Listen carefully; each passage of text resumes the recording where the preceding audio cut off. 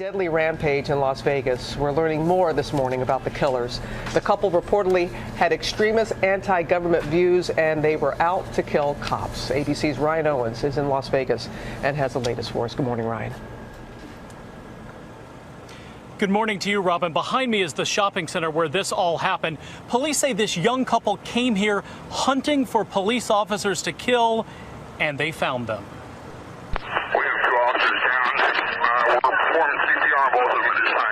Police say a man and a woman are responsible for so much bloodshed in this Las Vegas shopping center.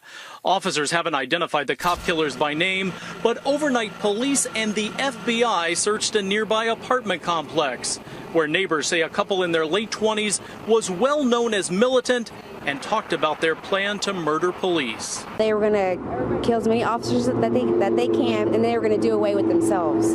And because they actually told us they didn't believe in the government, the feds, or the cops, and they just wanted to get rid of as many as they can. Neighbors say the couple were white supremacists, and the local newspaper, the Las Vegas Review-Journal, reports police found swastikas and other neo-Nazi paraphernalia in the apartment. At 11:22 Sunday morning, the couple walked into this pizza restaurant and made good on their threats, ambushing two officers on lunch break.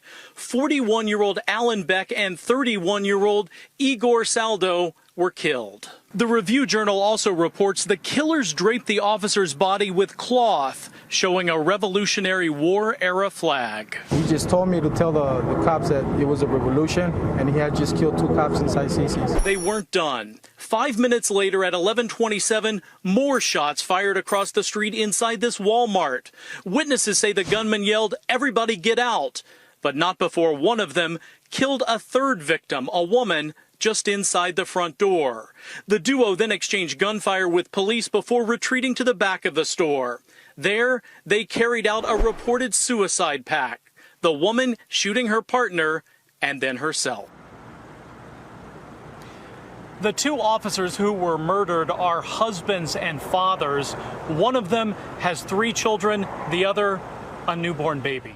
Oh, my partner and I, it was a Sunday, I remember. My partner and I were already in the homicide office conducting follow-up on an unrelated case when we heard the radio broadcast over the Northeast Channel reference the shooting of 2 police officers at a restaurant and the subsequent officer-involved shooting at a Walmart near the restaurant. My partner and I learned that 2 officers, Officers Beck and Soldo, had been shot at the CC's Pizza while they were eating lunch. And the suspects in that incident had walked to the Walmart store at 201 North Nellis. Once in the store, they shot and killed a civilian who was later identified as Joseph Wilcox. And then from there, a subsequent officer-involved shooting occurred between the Millers and the responding police officers, and that Amanda Miller had shot herself and Jared Miller was shot and killed. That would be the Millers there, and right around the first time that we get a chance to see them on video. We'll see them walk southeast from the CC's Pizza crime scene via a camera affixed to the rear of the Walmart store, which faced kind of in a northeast direction. We'll see Jared still walking ahead of Amanda, and then they'll come around that northeast corner of the store where they proceeded to walk southbound along the store all the way to the entrance. The two will enter the store in the same order. Jared Miller goes in first. Jared comes in. He initially starts yelling loudly about a revolution which has started. It's at about this point here that Jared Miller fires a warning shot into the ceiling. This draws Mr. Wilcox's attention, and he remains focused on Jared as Jared continues to go further into the store. I believe the separation between Amanda and Jared has caused Joseph Wilcox to not believe that Amanda Miller is with Jared, and she goes unnoticed by him. She quickly turns and fires one shot from her Smith & Wesson 9mm handgun, and the gunshot is immediately incapacitating, and Mr. Wilcox goes down in the aisle. 444, officers down, officers down. At this point in the store, just to give you a little context, they've only been in the Walmart at this point approximately 30 seconds, and officers are just now beginning to arrive at the CC's Pizza crime scene. This location here, this had the glass ammunition cabinet in it, which had the ammunition stored for the Walmart store. and then he obtains a baseball bat from a nearby aisle, which he uses to break the glass on the ammunition cabinet. Jared Miller sorts through the ammunition, and then when he finds the appropriate ammunition, he takes that ammunition. When Officer Brosnahan gets approximately 4 rows down, Amanda Miller, still armed with her Smith & Wesson handgun, raises it toward Officer Brosnahan, and the two exchange gunfire. Jared Miller rounds the corner, drops his duffel bag, and then he also begins to engage Officer Brosnahan with gunfire. And at some point in that exchange of fire, was Amanda Miller hit? Yes, Amanda Miller received a gunshot wound to the upper right back. Sergeant McKenzie requests the next arriving units, or any arriving units, to take over the video surveillance room at the Wal-Mart so that they can locate the suspects on camera and that they can find out what they're doing in the northwest corner of the store. When the cameras switched over and the officers in the surveillance room were able to update the containment team officers, the first images we're able to see in that far northwest aisle depict Amanda Miller. She's lying down in a semi-prone position. She's armed with a handgun still, and she has that handgun trained directly south toward Officer Corbin and Officer Bethard. Jared is lying in a semi-prone position, and then he ultimately gets up from his position and walks south toward that backpack. There's a backpack, that was further south of Amanda's location. When he gets up to walk, it's clear that he's changed clothes since his encounter with Officer Brosnahan.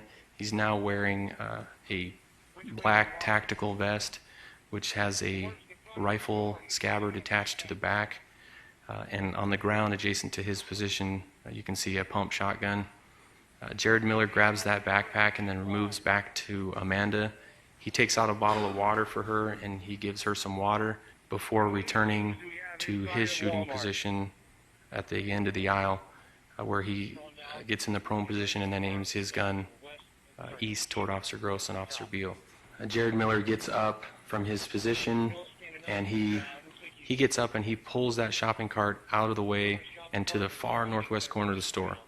At that point, he attempts to get an item off of the shelf. He keeps his right arm extended and the handgun pointed toward Officer Gross and Officer Beal's position. However, he's focused on getting the item off the shelf on the north wall. Jared Miller notices Officer Beal and quickly fires one shot toward Officer Beal. Officer Beal quickly fires one shot back toward Jared Miller, and then Officer Beal returns to his position of cover so fast that he's not able to see where his shot landed. And at this point is the first time they appear to have any communication with one another.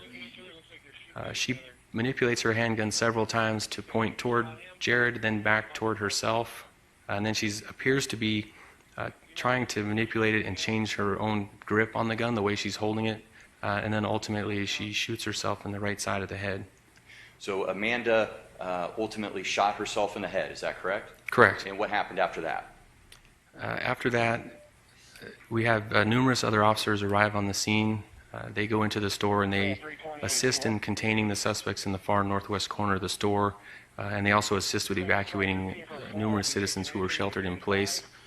And ultimately, a SWAT crisis entry team makes entry and takes both Amanda and Jared into custody in that far northwest corner, ending the incident. And how long was this entire incident, roughly? The incident in Wal-Mart lasted approximately 24 minutes.